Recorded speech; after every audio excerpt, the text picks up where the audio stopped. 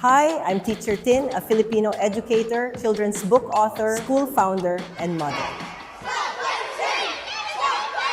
This is my story of pursuing peace education and creating active change for Filipinos. 20 years ago, I started a small preschool with my sister and my best friend. The three of us wanted to create a school where we could all be happy. I remember we did everything back then. Some days, our young students came to school without brushing their teeth. Okay, everybody, it's time to brush your teeth. Well, we did that for them. Even cleaned bathrooms, handled admin tasks, and taught the children. It was challenging, messy, but also filled with joy.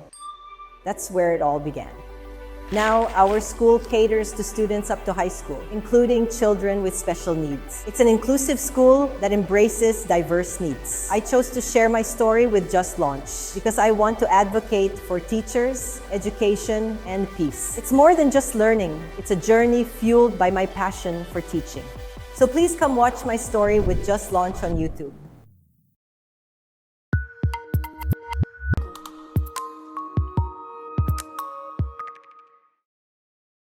Do you believe that teachers are getting the recognition that they deserve?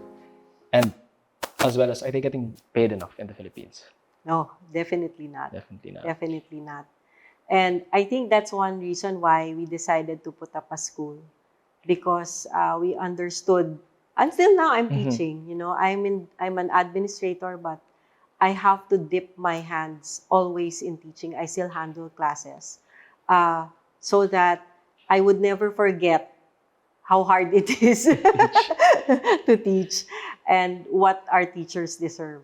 So it's sad because abroad the teachers earn more and they are looked upon versus here.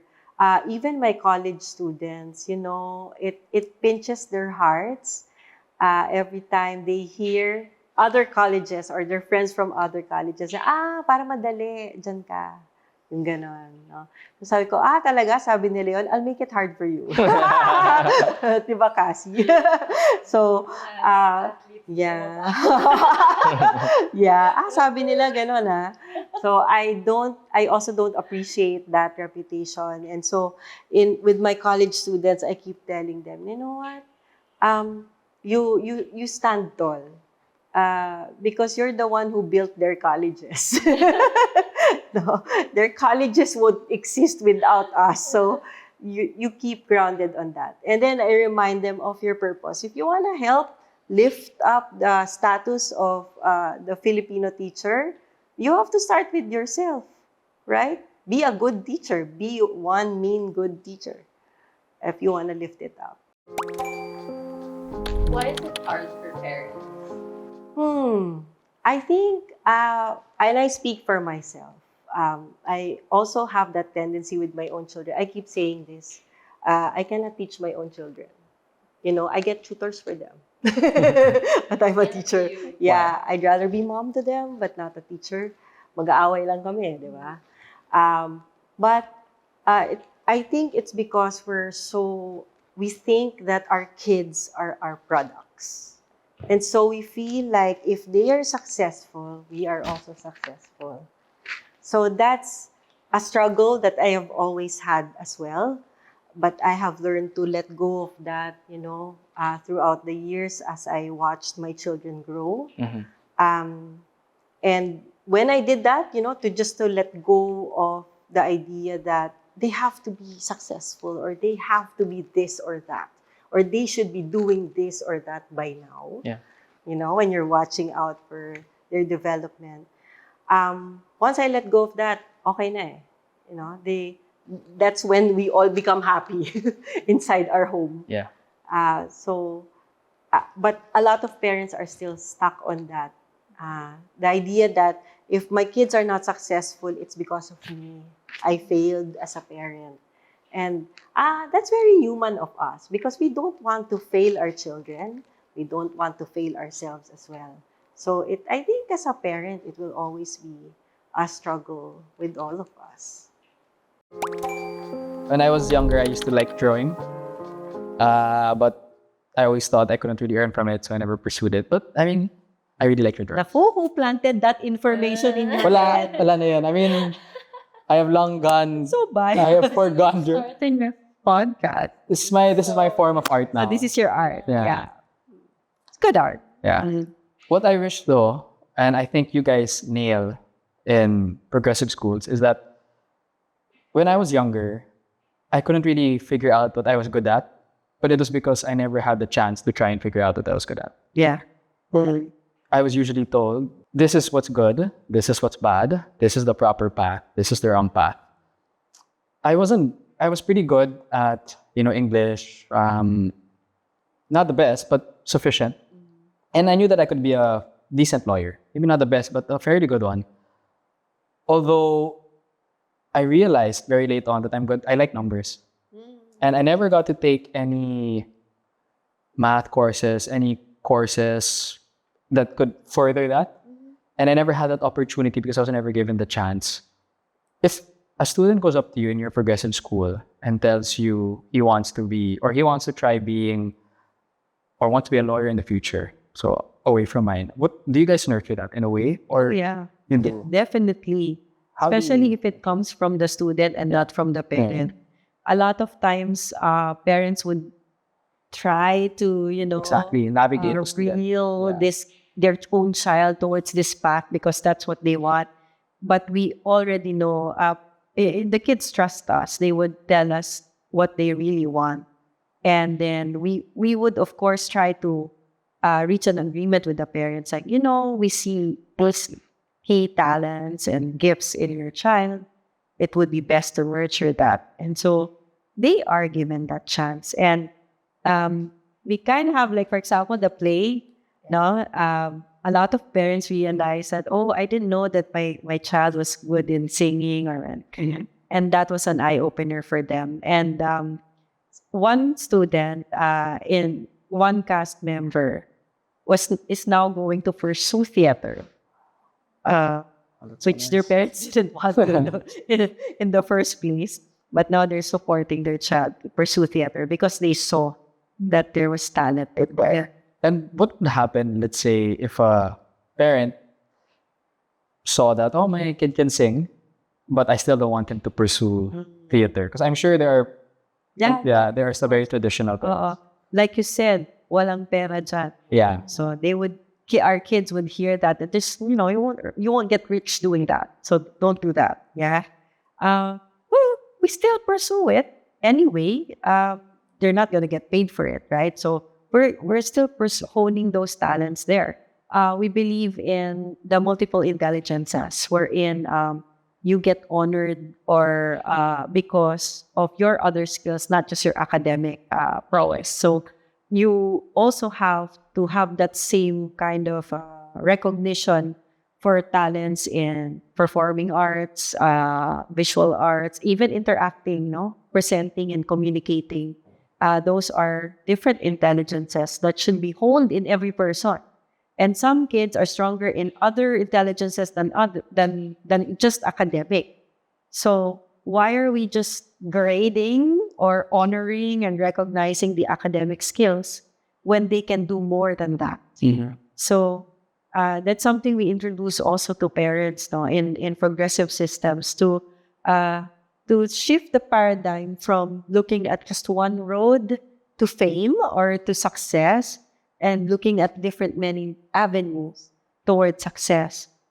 Because the child's core or your core as a person, that's where you're going to be successful at, right? So if you are able to pursue that core. Would you like to say anything specific you'd maybe want to share with our audience? I think I said it earlier on that the idea is really to create a preferred reality, And for us at CLP school, that preferred reality is a more peaceful world. And we're not saying that it's perfect. When you're peaceful, you're perfect. No, of course not. It's hard. Perhaps the most painful thing I would hear sometimes would be people saying that, I thought you were peaceful, but why are you doing this? Why are you not doing that? Like an expectation. But I believe that out of conflicts, good things come out. My eldest is actually bipolar. So since he was 15, was diagnosed with depression, different things. So mental health or mental issues are diagnosed a long time, about 10 years. And so now that he's an adult, that's when we found out. Um, and he's getting support for it. And he's functioning really, really well. But his high school life was really difficult. We've had moments of self-harm and 3 suicide calls. So that was tough. So I'm really big on this thing. How are you able to manage that? I mean, that sounds like God, God's the one managing it for me. Anything that you can't handle yourself, you give it to God. But I'm sure God helped you, I'm sure, but it was really you, your husband. And at that time, is he your eldest? Yeah. So when you're going through the heat of it all, were his younger siblings already born, or Yeah. and they were also supportive? Yes. So it was a joint effort. Yes. So it wasn't something we hid, it wasn't, so his siblings knew about it and they were on the team. Everybody was on the, and I think that's what he is always grateful for. And my eldest would often say that if it weren't for my family. And so I think that usually teenagers are the ones feeling the brunt of mental health issues nowadays. They need to be seen. They need to be recognized that it's not fake. It's not being lazy. It's not, they just don't want to try. They are trying so hard at that moment when they recognize that I am suffering, And so they need to be seen and heard and recognized. And my prayer's always been for parents to see that. Because parents would tend to brush it aside. No, it's not real. You're just faking it, or you're just acting up. Or you're just being a teenager. Yeah. So, but then it's mental health or mental issues are a real thing that our teens go through, and they need us to rally behind them as they go through it. But to the teens who are suffering that, you have to hang it in there. Get support. It can be in the form of a teacher. If your parents are not on board with you, get support from a teacher or a trusted adult. An adult you look up to and know that can protect you. So it seems like you had a very fortunate for your son. You had a very open relationship with him. Yeah. So you guys were sharing everything. What advice would you give parents who could probably be facing the same problem as you? They aren't as good speaking with their children. Maybe you could share how you spoke to your son and he's going through all of it. Could I speak to him? I think he was the one who came forward. And when he came forward with, Mom, I think I have depression. And he was 13, 14 years old. And so we went through, the process with him. I said, what makes you think so? Okay, what do you want to do about it? So we took his lead and we just followed his lead all throughout. It's more of letting him know that when you're having a hard time, we're here. When it's your fault, we're here. When you're good and you're feeling happy, we're also here. So I think that's the parents' rule. You can't just be there for the happy times, when your child is successful. But you have to be there, most importantly, during the struggles. Because the struggles are part of life. The struggles don't mean that your child is failing. And it means that your child is thriving, wants to get over it, and needs you for that. Now, if, let's say, we can turn it around a bit. I know a lot of adults, personally, who suffer from mental health issues. and they do have families. And when I speak to them, they're struggling because they fear so much. Stigma. Yeah, they fear that if they tell their children might bring it to school, or their husbands might bring it to work, or it might rub off on them. So how? I mean, like, I don't know if we have. I never knew that it's contagious. Not contagious, but knowing, I had a friend who told me that he didn't want his kid to know that he is not the best in his mental state because he was worried that his kid would assume that he is the same. And he was very fearful. It's a valid reason. And I couldn't give him any advice. So I told him, I'm so sorry. I wish I could help, but I couldn't. I listened to one of our leading psychiatrists, teen psychiatrists here in our country, and he said that we need to stop the stigma, and the first thing we do is to look at mental health as if it's a headache or as if it's, something's wrong with your tooth, you go to the dentist. Yeah, so you have a tummy ache, you go to a specialist, a gastro doctor. If something in your head is not right, then you go see a psychiatrist. So if I explained it actually that way to our students, to our kids. So if there's something wrong with the way you're thinking or the way your thoughts are going, it's okay. You need to get help for that. Especially if it's not making you think well, not making you function well. If it's getting in the way of your daily living and it's happening for more than 2 weeks already, then we need to see a doctor for it. So that's one layer or one step in and viewing mental health without the stigma. Pero the stigma, it's because of us, the adults. It's our unmindful comments, and our irrational thinking. When we fear something, it's because we don't know a lot about it.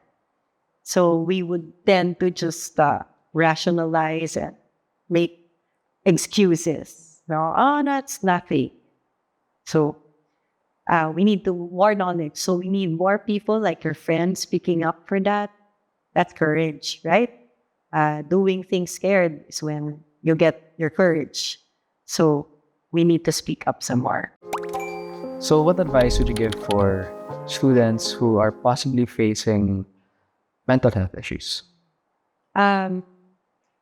Check themselves if their symptoms are actually a product of mental health or an incident that happened in their lives. It could be an unresolved issue or they experience something that's traumatizing or that's hurtful, that's causing them to feel that way. But if it persists for more than, for a month or at least for more than 2 weeks, that they're unable to move, unable to function very well, then they need to see a specialist. But once they start feeling it, they should be able to tell an adult that they trust. It doesn't have to be their own parents, but somebody else should know what is happening to them so that in any event that we don't like to happen, there is an understanding for everybody to work with. Now, what advice would you give for teachers who are facing mental health issues? Usually teachers, we give so much, every day is like we pour out our souls, to fill the little cups of souls right before us. So never work on an empty cup yourself. You have to fill your cup first to the overflow. So your overflow will go to your students. So we get burned out. Teachers have the highest rate of burnout, like nurses do, because of the care and compassion that goes with our work. So we cannot run with an empty cup. Do you think teachers find it hard to open up since they're seen as such leaders, educators, that they feel like they must hide it at times? I think that's true for anybody, for anybody who is in a position of responsibility as a parent, your friend, Yeah. would tend to hide that vulnerability. For anybody, that's normal. But I guess, especially for teachers also, because there is an expectation of them. For example, well, me as an administrator, when I hire teachers, I actually look at their social media.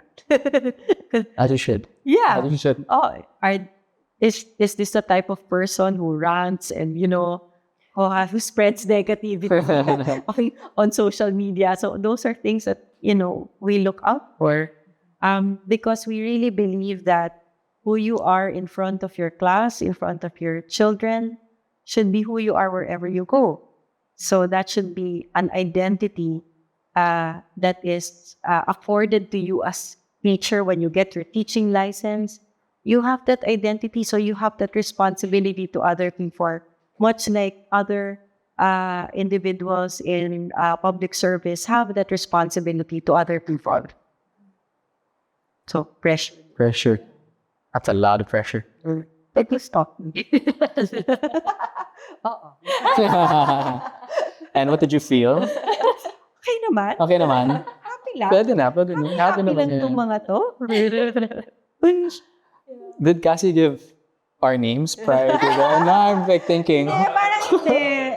There's no opening. I was just like, No, I'm asking if you gave my name to her. Maybe she searched me before the interview. Okay, good. I've asked about your students, your teachers. Now, what about you? Where do you go for support? I think my anchor of support is really coming from my spouse. But of course, as a married couple, we can't just drain from each other. And so God has been at the center of our relationship. And I guess that's where God fills my cup, more than my spouse does, actually. And so my faith has been my source of strength in any situation that I face, in any challenge that they face. And every day is a challenge, right? Yeah. So every day I have to go to where my maker is. So parang, I heard one of our preachers say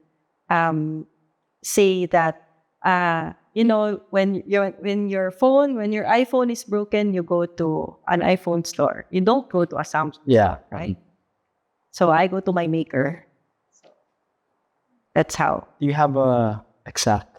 I mean, you said that you go to your maker, but do you have, let's say, a process at home or something that you do to just unwind? Actually, I have a morning routine. So when I wake up and send my husband off to work, hindi, wala akong magagawa. Kulit.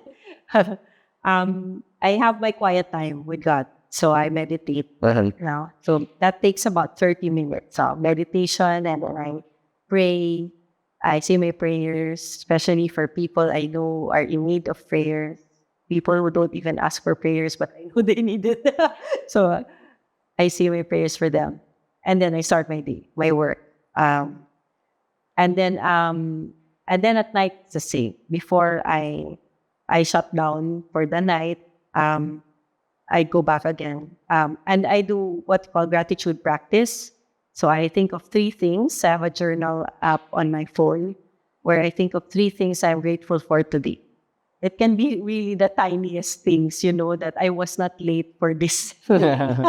Even though I really slacked it off getting there, stuff like that. So I just think of 3 things, and then I thank the Lord for it, and I ask for mercy in case this is my last.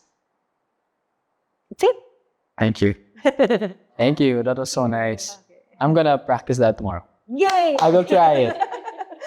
I am not the most meditating person. I'm usually frantic 24/7, but I will try it. Okay. And then I will give Cassie my feedback so she can share it with you. 1 minute lang. Start with 1 minute a day. Sige, I'll try it. Thank you so much. Thank you. Perfect. Thank you, Teacher Ted. thank you.